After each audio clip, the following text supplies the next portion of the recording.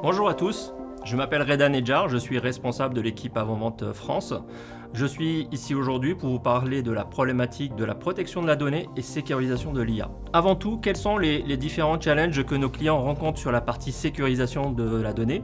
Le premier défi, ça va être la partie classification et cartographie de ces données sensibles, d'avoir de la visibilité sur les données et de pouvoir les labelliser et de pouvoir protéger justement ces données sensibles. Le deuxième challenge, ça va être la partie déploiement de la Data Loss Prevention. Si on veut contrôler la donnée, éviter qu'il y ait une fuite de données sensibles, on va déployer cette DLP.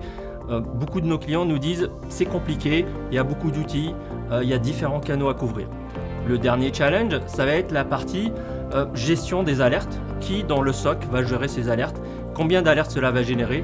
Est-ce qu'il y a des faux positifs qui vont être générés et qui devront être traités? Donc on va revenir sur l'approche de Zscaler aujourd'hui.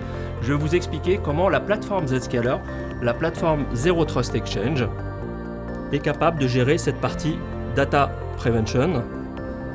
Donc vous allez avoir des données qui sont un peu disparates, donc des données qui vont être dans votre partie email Exchange ou Gmail, dans la partie SaaS avec Microsoft 365 ou Salesforce. Vous allez avoir également des données qui vont être échangées par vos collaborateurs avec la partie générative IA, donc ChatGPT ou Gemini. Vous allez avoir également de la donnée applicative de l'entreprise qui va être dans la partie IaaS, donc AWS, Azure, GCP, et également des modèles de machine learning ou de LLM qui vont être déployés, et votre data center privé ici avec de la base de données ou de la donnée privée. Donc vous allez avoir également les différentes entités qui vont échanger ces données. On va retrouver un utilisateur, un collaborateur qui va être nomade ou sur site. On va retrouver également des collaborateurs tiers qui vont être sur des terminaux non managés, du Bring Your Own Device, et vous allez retrouver de plus en plus des agents IA qui vont interagir avec cette donnée.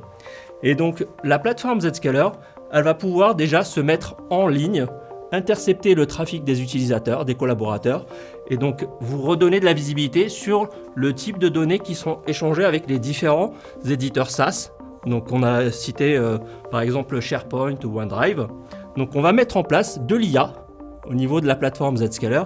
Et cette IA, elle va vous donner de la classification de données. Donc c'est de la classification automatique. On va catégoriser les données selon leur type. Donc ça va être par exemple de la donnée financière, de la donnée liée à la partie légale, ça va être de la donnée liée à des données techniques. Et donc on va vous redonner de la visibilité sur la sensibilité de ces données. Ensuite, vous allez avoir également les sites qui vont être interceptés. Si l'utilisateur arrive sur site, ce sera les mêmes mécanismes de DLP en ligne qui seront mis en place. Et ensuite, pour les collaborateurs qui sont sur leurs terminaux perso, Bring Your Own Device ou vos tiers qui sont également sur des terminaux non managés, on va mettre en place une technologie d'isolation. Donc ici, on va ouvrir un navigateur dans le cloud Zscaler. On appelle ça une technologie de RBI, Remote Browser Isolation. Et on va pouvoir streamer la donnée en mode HTML5 avec une technologie de pixel. L'avantage de cette technologie de pixelisation, ça va être de pouvoir contrôler le type de données qui vont atterrir sur le terminal non managé. Donc si c'est une pièce jointe sensible avec de la donnée d'entreprise, on va pouvoir simplement l'afficher, mais interdire le téléchargement vers le poste de travail. Ensuite, le dernier mécanisme de protection, ça va être tout ce qui va arriver autour de l'Agentic AI. Donc vous allez avoir des collaborateurs qui vont essayer d'interroger des LLM type ChatGPT ou Gemini, vous redonner de la visibilité sur la partie prompt, mais également contrôler les prompts qui vont venir de la partie Agentic AI.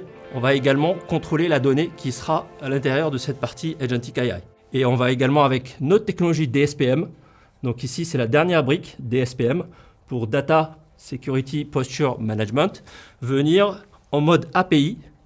Donc c'est des API vers votre environnement IaaS, Azure, AWS, GCP, ou vers vos bases de données dans le data center.